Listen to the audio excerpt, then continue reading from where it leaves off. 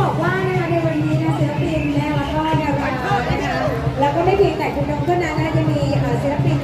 ดารานักแสดงนะคะที่ร่วมในขบวนของกระทองคือเดียวกับการนำนะคะแล้วก็คุณเอชุติมานายนาใช่แล้วค่ะพี่อ้วนรีเทิร์นนะคะคุณโบเป็นจักริรีนะครั ใช่ค่ะคุณเป๊ปเขมิกาและบอสสาวสวยของเราครับคุณกวางนะครับรัตติชานั่นเองค่ะซึ่งในปีนี้นะครับก็เป็นสปอนเซอร์ให้กับขบวนมังกรทองของเราด้วยใช่แล้วนะคะนี่นะคะคือตอนแรกเราบอกว่าได้ชิมมากๆปีนี้พี่หนิงนะคะพี่อ้วนและคุณนะคะคุณโม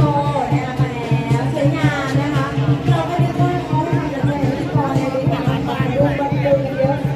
นอกจากคุณกวางแล้วนะครับคุณจิมนะครับคุณจิมก็รู้แล้วนะครับใช่แล้วค่ะได้เกียรติมาร่วมในกระบวนการมังกรทองของเราด้วยตอนนี้จะบอกเป็นคู่